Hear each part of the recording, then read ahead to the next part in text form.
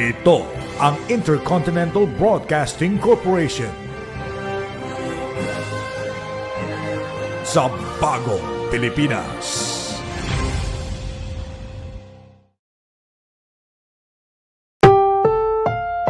Ang susunod na programa ay rated PG. Patnubay at gabay ng magulang ay kailangan sa mga batang manonood.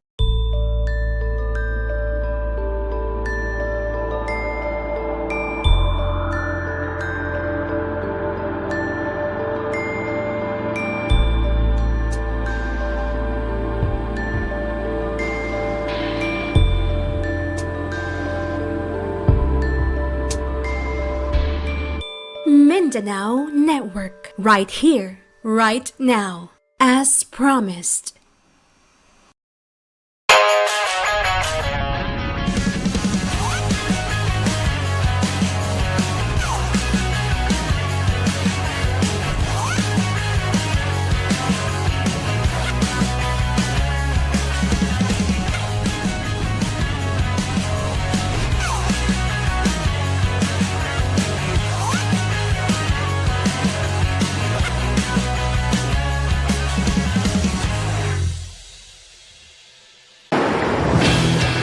In this episode of Action Pack, we're riding the currents of Davao River. Today we're trying out another water activity, and this time it's all about teamwork and thrill. We're here at Base Camp Davao to experience river rafting. River rafting is a water-based activity that involves navigating rapids using an inflatable raft. It's a test of timing, control, and how well you hold up when the water starts to work against you. In Davao City, this sport has held its ground as Base Camp has been running the course since 2008. Over the years, they remained the go-to group for those up for the challenge of the river. Hi, my name is Jack and I'm the operations manager of Base Camp Davao under Aguila Outdoor Industry Incorporated. We started around 2008 from another name of company, River One Adventure. Then there's this Bugsay Davao. Then in 2011, nag-merge, naging incorporation siya. That's how Base Camp was made around 2011 sa July. Our main services na gina-offer is kining whitewater rafting diri sa Davao River. We also have other services na kining ginatawag na mo na rope access and technical services, kanang mga high angle works na nagabitay-bitay sa mga buildings, and also we manufacture rescue gears and equipments ginagamit for swiftwater rescue, fast-moving water. Ang whitewater rafting or river rafting diri sa Davao na gina-offer, we've been doing this for almost 2 decades now.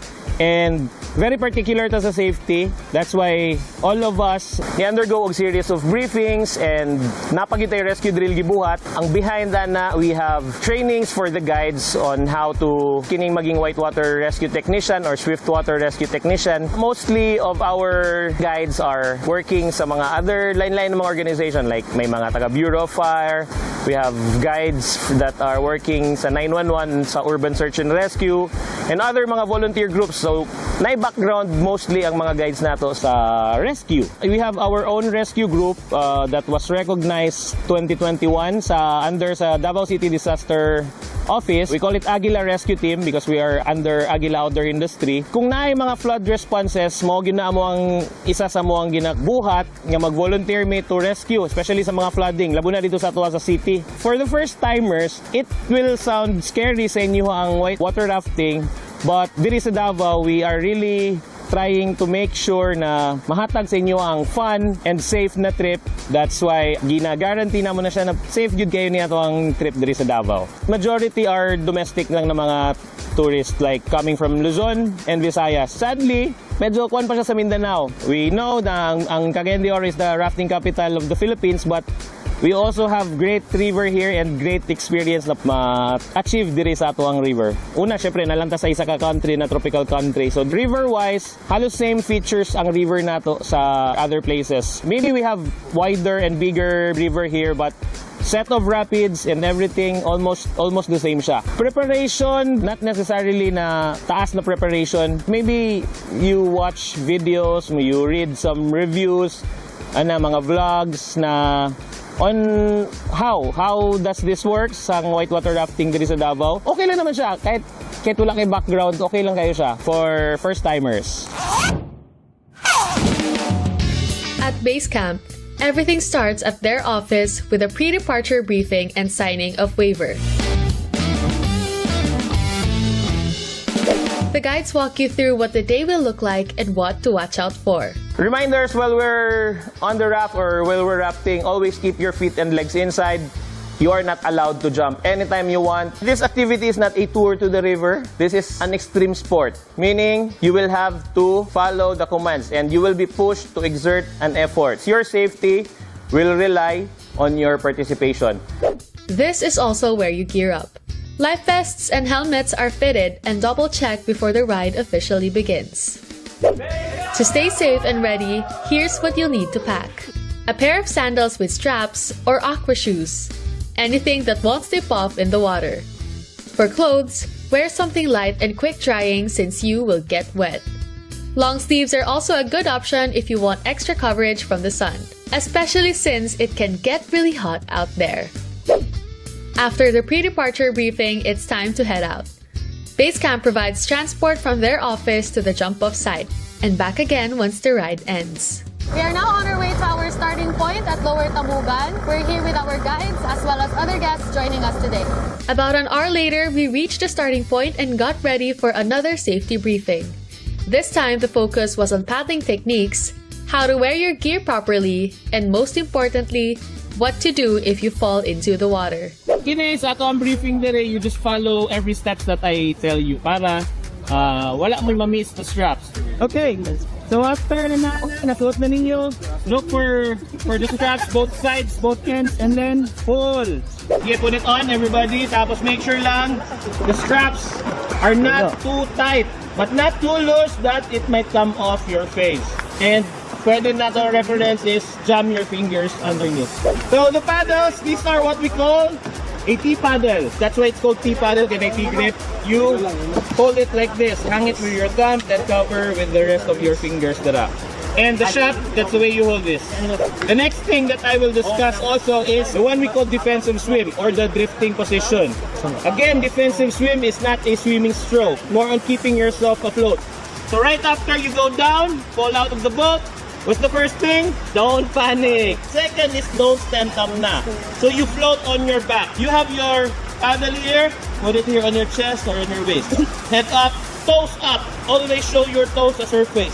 Don't panic, don't stand up. Third thing is you have to face downstream. After the break, we're hitting the water for a long stretch along Davao River. Action Pack will be right back.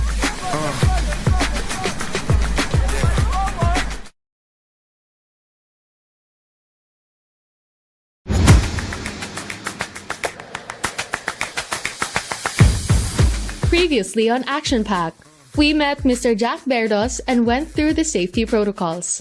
Now it's time for the real action on the river.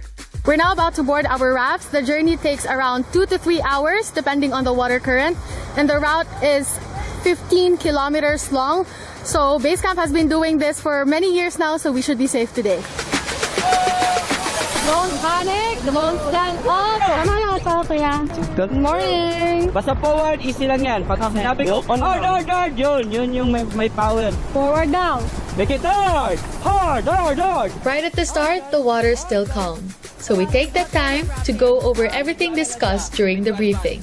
The part where we practice the defensive swim, right? Yes, Yeah. correct. So 3 steps, don't panic, don't stand up, and always face where the water is streaming. Correct? Yes, Correct. very correct. Oh my God. Butt up, then feet up. So bring your paddle. Go. Sige na. Tapos, very intense. Go, paddle. Basic. Saan na paddle mo, sir? Dito. Tignan na paddle, isa pa. May isa pa dito. Go. Sige. 1, 2.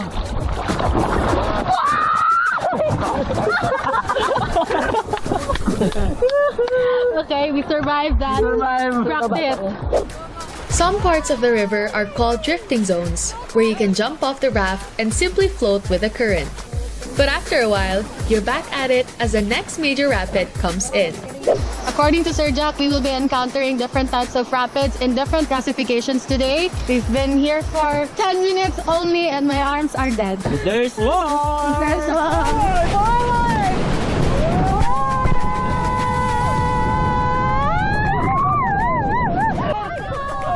Oh my God! Oh my God! Forward easy, Bagal!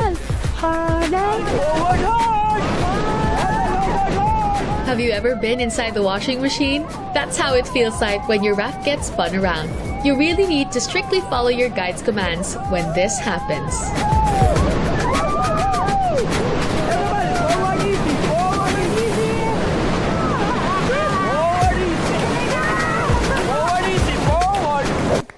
As we go down the river, we pass a small cave tucked along the side.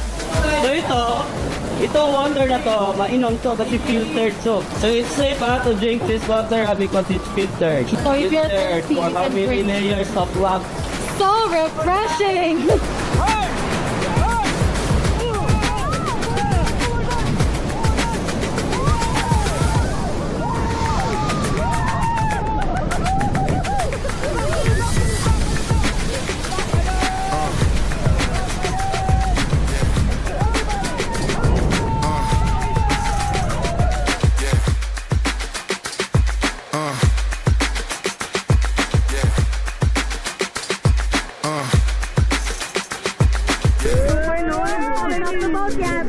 This is the third major rapid we are approaching right now. Graba! Say na ba? Am I ready? Am I ready? Forward! I think I'm ready. Do I have a choice? I don't have a choice. Ala, ito na ba? Forward! Oh my gosh. Oh my gosh talaga.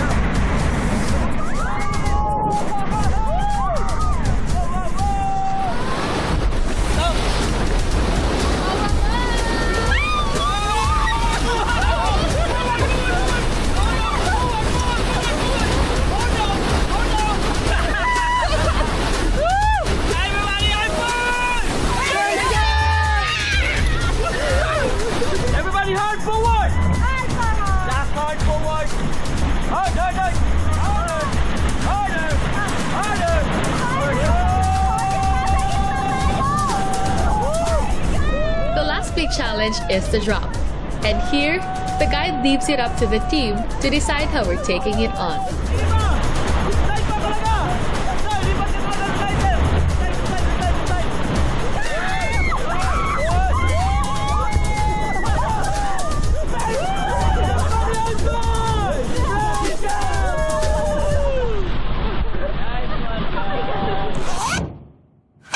That was a long and tiring ride, but I had so much fun with my teammates. So if you're looking to do something outdoors, then river rafting with base camp should be on your list.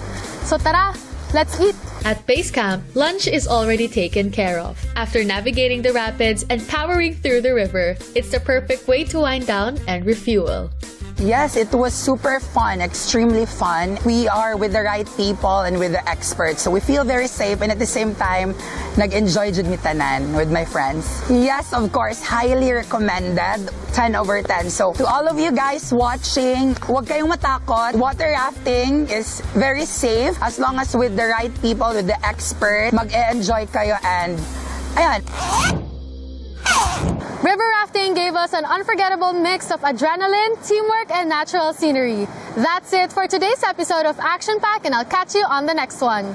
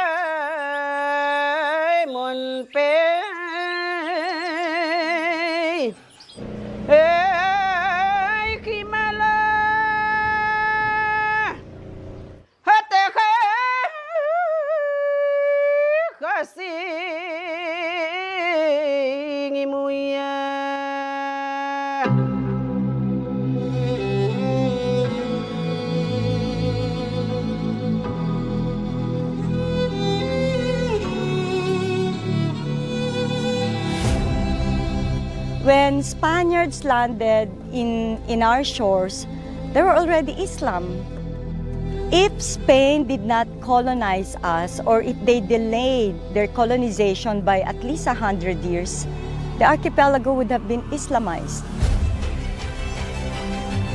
Islamic culture started with the Muslims here in Mindanao or with the Moro. These dishes is our identity. Through this food, it will share a lot of insights about being a Muslim living in a Christian country, the Philippines.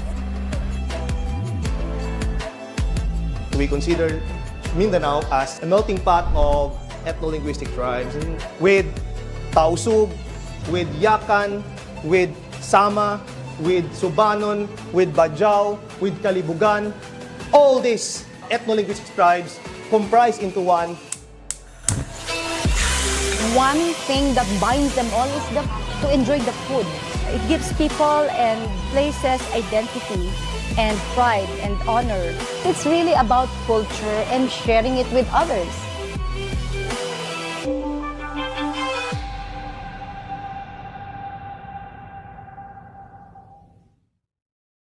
Discover the vibrant pulse of Mindanao's creative scene on Alampat. From visual arts to fashion, film, architecture, and beyond. Get inspired by their visionary masterpieces that blend tradition with modernity. Don't miss Alampat, where Mindanao's art comes to life, only on Mindanao Network.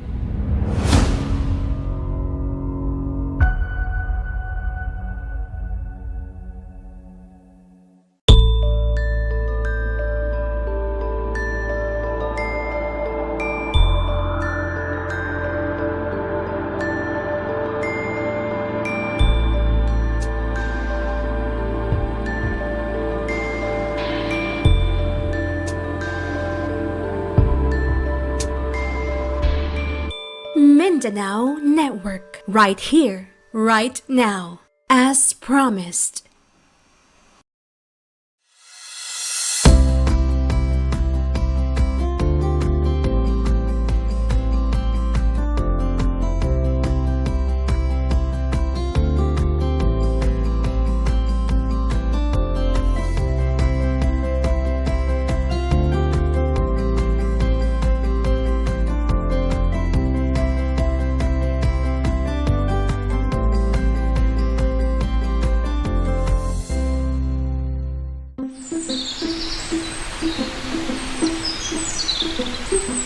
Chocolate. Loved by many, craved by most. And for good reason.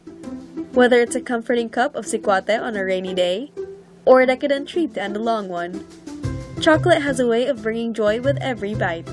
Behind every award-winning chocolate bar is the hard work of our humble local farmers. And today, we visit one of the farms that makes it all possible. Welcome to the Gran Verde Family Farm here in Calinan, Davao. Now this isn't your usual tourist spot.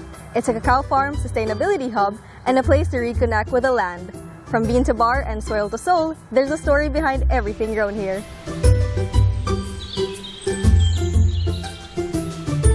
This farm is cultivated by hands that respect and nurture the land. Leading these hardworking farmers is none other than Miss Wit Holganza, a farmer, a teacher, and a fierce believer in living simply, sustainably, and intentionally. Mabuhay ug madayaw, ako si Wit Holganza. Ako yung farmer and founder of Gran Verde Farms.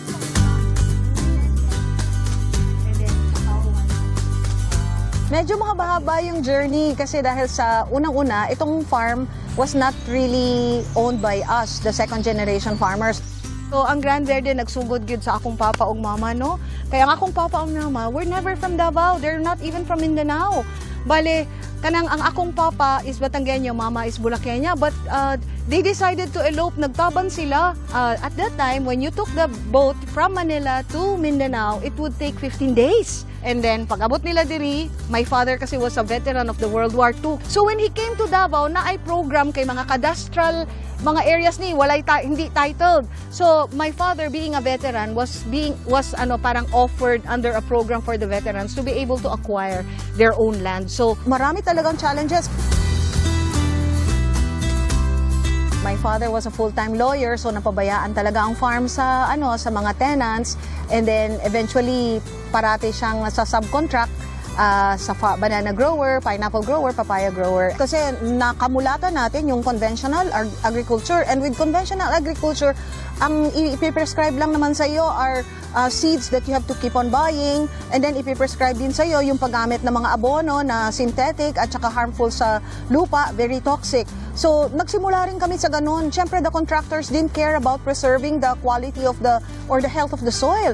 All they wanted was to get the best and most productive yields. So, during that time, talagang grabe, tadtad na tadtad sa chemical ang pag-grow ng banana, pag-grow ng papaya, pag-grow ng pineapples. And then for a time, itong mga mangga na nakikita mo ngayon sa farm, this was also being subjected to very, very harsh chemicals para siya mamulaklak at mamunga. The second generation, particularly me and my husband, took over sometime in the 90s na yun. And dahan-dahan naming dinevelop yung farm.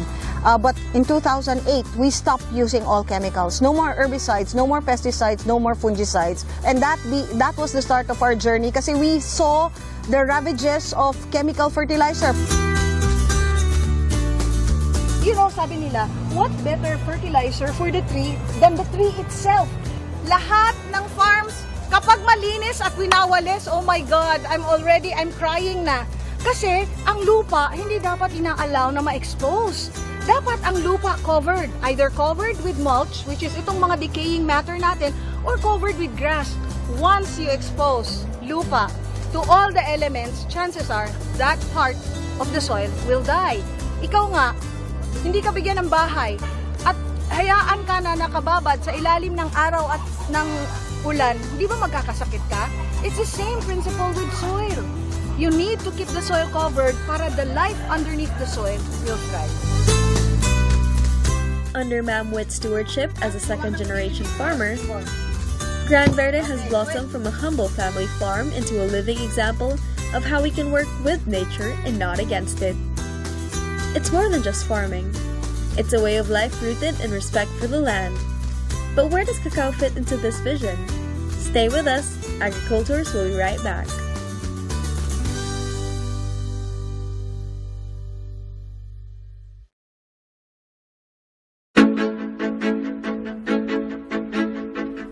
Previously on Agricultors, we visited Gran Verde Family Farm and met with Holganza, whose deep respect for nature helped shape this land into what it is today.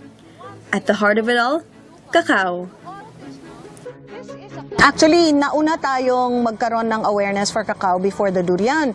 But because of the recent interest sa durian ng mga traders, especially from different parts of Asia, parang na medyo nawala yung awareness about cacao. But for myself, the journey of cacao started in 2010. Doon kami nagsimula magplant ng cacao, and then basically as we were journeying that commodity market, initially ang thought din namin is ibebenta namin ang cacao to a trader. Pero eventually, what we thought was the right path for us was to actually develop products from out of our harvest. I will twist it. To the left or to the right, it doesn't really matter.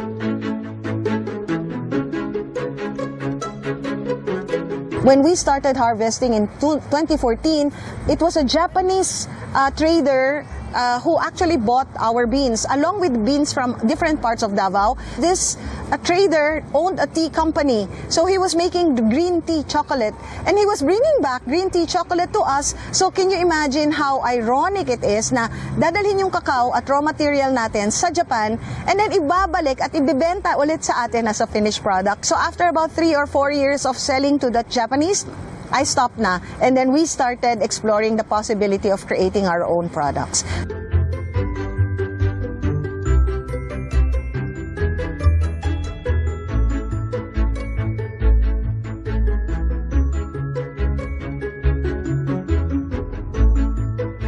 Para siyang lechon, yung init lang ang nagluluto sa kanya.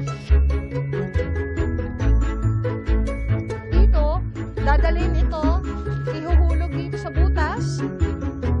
Of course, not every journey has been without its challenges.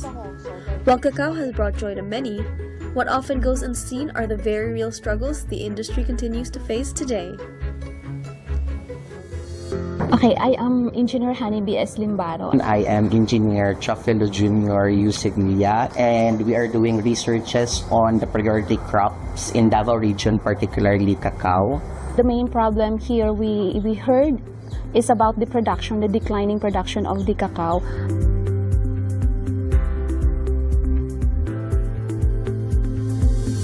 As the cacao industry faces growing challenges, from climate change to crop shortages, Gran Verde is taking action. In partnership with engineers from the University of Southeastern Philippines, Department of Agriculture and Biosystems Engineering, the farm is studying ways to address the cacao shortage head-on. With regard to the shortage, the average supposedly is 2 kg per tree, and as we assess with the previous data of the Gran Verde, they are behind with the average and of course with the target. And general also, we can see here from the news that there is really a rapid decline in the production, and there are a lot of factors contributing to that, so we cannot really enumerate all the factors. So ito kasi, 'di ba, lately maulan masyado, no? Yes. Oo, so ilang araw na, I think 3 or 4 days na talagang sa hapon uulan at malakas ang ulan sa gabi. So lower temperatures of course will not lend itself to drying faster. Nagsuslow down ang drying. Currently, we are implementing the project entitled Development of Pre- and Post-Harvest Smart Management System for Cacao Production. This is funded by the DOST PICARD, and our partner industry is the Gran Verde. So the project involves the pre-production and post-production stages of the cacao production. The pre-harvest focuses on the management system on soil and climatic requirement for cacao. And for the post-harvest is on the post-harvest processes to improve the quality of the cacao produced. It is known that Davao is one of the top producer of cacao and the productivity is declining. That's why our aim is to intervene in the pre-harvest, particularly in providing data to drive their decision on the management system.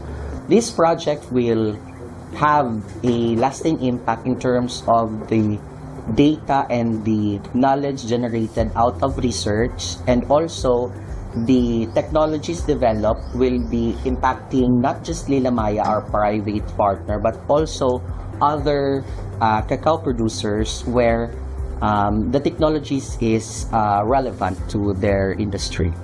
So the three main activities actually are developing the smart management system, which that's the aim is to increase the production. The other activity is developing the management application. That's the fermentation assessment application. That could be incorporating technologies like we have to assess the fermentation using our mobile applications only, so anyone can do that, not only those who are trained. Also, the tools to be used, it's actually the farmers now have to cut the beans individually, and it's a bit laborious, so we have to use upgraded tools that could be affordable only and for easy assessing the fermentation level. Gran Verde isn't growing on its own. One of the hands helping it, and many other cacao farms across Mindanao, is the RISA project by MEDA. With support from the Government of Canada, RISA works with over 25,000 small-scale farmers to strengthen the cacao industry through knowledge sharing, equipment support, and inclusive, sustainable practices. By working closely with farms like Gran Verde, RISA helps ensure that cacao farming stays resilient, climate-smart, and community-driven. Thankfully, we were able again to receive support from MEDA RISA. Ito yung grinder na bago. Dati-dati, ang gamit lang naming grinder, ito. So, this is the grinder. Parati kong hinihila to. This is the grinder na nakikita mo lang sa palengke. So, coarse grind, usually nakukuha namin from here. Kaya namin hininto na kasi number one, very crude yung equipment na to at kailangan namin ibalik-balik 5 times bago kami makakuha ng ganito kapino. Samantalang sa bagong grinder, medyo pino na yung nakukuha namin, no? So ito. So I think ang edge ng Davao is they incorporate science in making sure that cacao will have its optimum quality and can compete internationally in terms of the cacao industry in general. So, napakaganda ng future ng cacao because Davao, as you know, has been declared as the cacao capital of the region, of the Philippines, Region 11. So, ang laki ng opportunity because we belong to that sweet spot, about 12 degrees of the equator where the best cacaos can be grown. Together, they're exploring sustainable, science-based solutions, from soil health strategies to climate-adaptive practices, not just for Gran Verde, but for the benefit of cacao farmers across Davao and beyond. It's collaborations like these that ensure that the future of Filipino cacao stays strong, resilient, and rooted in the land.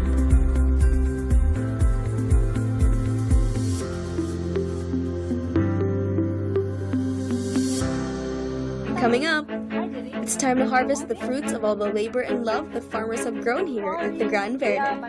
Stay tuned. Agricultours will be right back.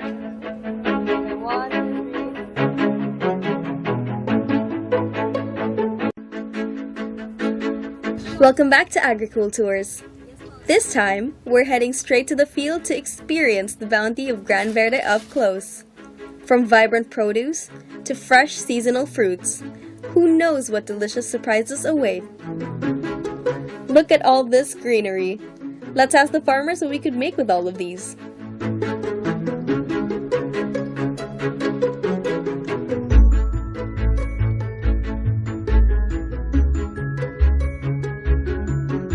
Sa mo ang pag-forage, ma'am, kay kasagaran kay salad, ma'am.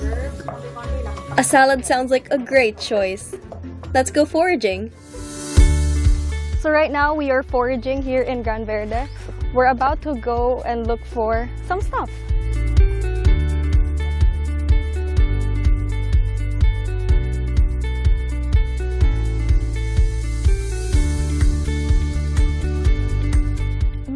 Sige po. So karon sa ba ato ang buhatan? Kamo kung gusto niyo try mo.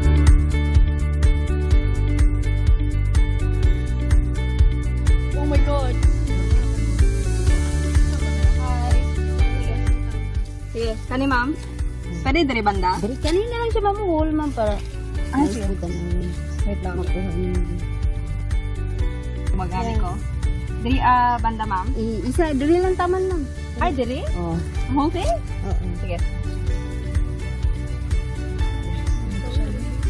Mutpito siya.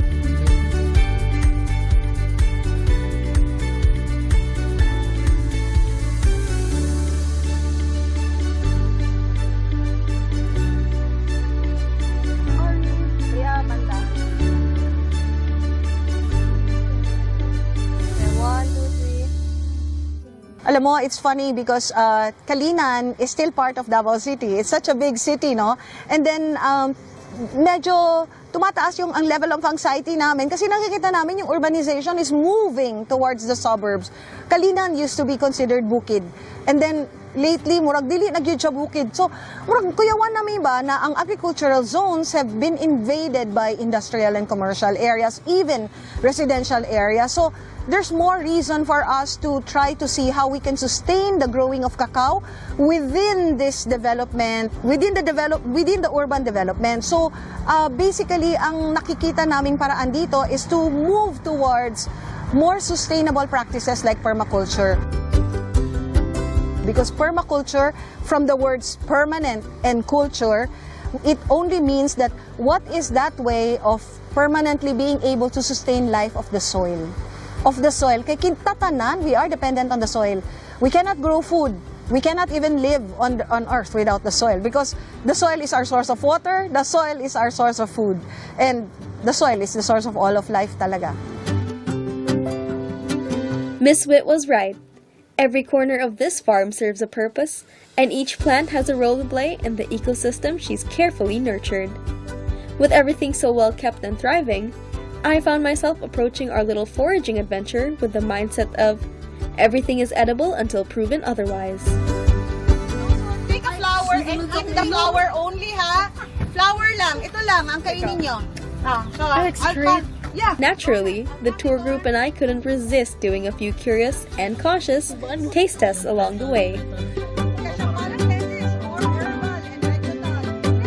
Now, one thing I would like to show you is this. What are this? Fungus, mushrooms. How many kinds of mushrooms do you see here? Two. Ito, tsaka ito. There are 3 kinds of mushrooms. Ito na ang challenge. Okay. That is your wood ear mushroom. Game, challenge. Sino? Go. Tasteless. Walang kasi it's really fry. Ito. This is nice. Bite. Take a bite, Sydney. Small lang. Bite lang. How would you describe the taste? Green. Can grab that flower? Trina, grab that flower. Go.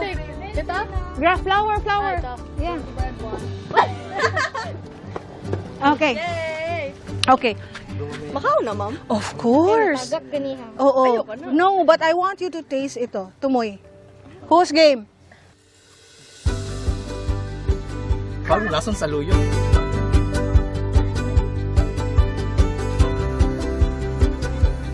Hindi mo kailangan, ma'am.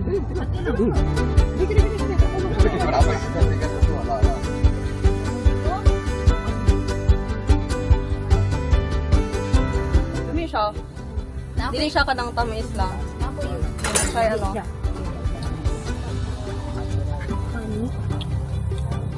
Citrusy siya gamay. I think we've gathered plenty of fresh produce for our salad. Time to head back to the kitchen and start prepping.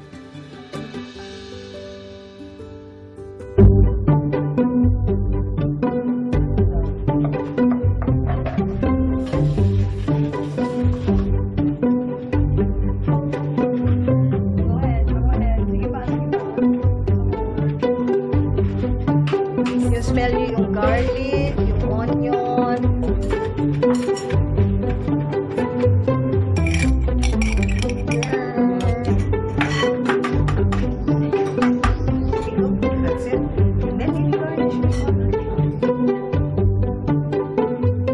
As we enjoyed the delicious spread before us, I couldn't help but wonder, could I bring a piece of this lifestyle back to the city? Is it possible to adopt these mindful practices in our everyday urban routines? Ang usual, I think, misinterpretation of permaculture is that permaculture is a way of farming or growing food. It's not. Permaculture is a way of life. Ang gusto natin, mabilis, available, accessible, mura.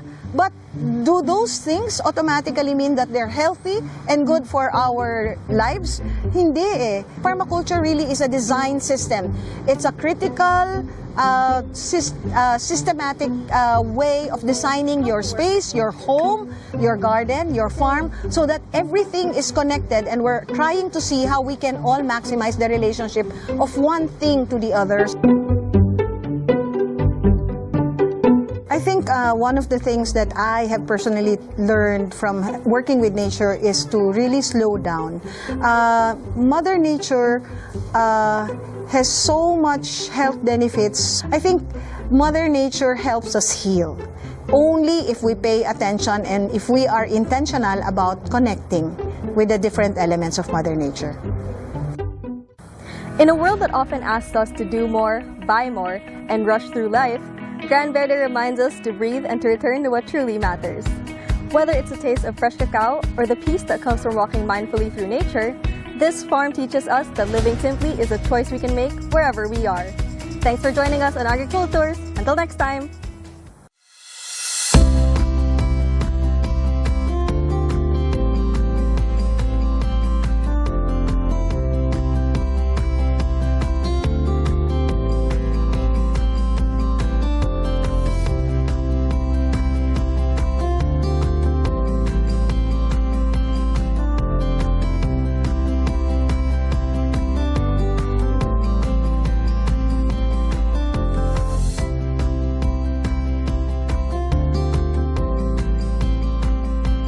Okay, balik.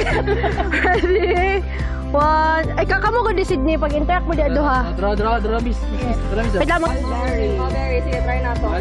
Ano si JJ? Time is, let's try. No good liar. Hello, Guru. I took a different route out. I might be lost, but that's fine. Okay lang to. Okay na to. Diyan wala ko sa pinutod lang. Uy, bito, asa man ko? Where am I? Actually, Baliktad na kay Walon. Change position kayo. Change position.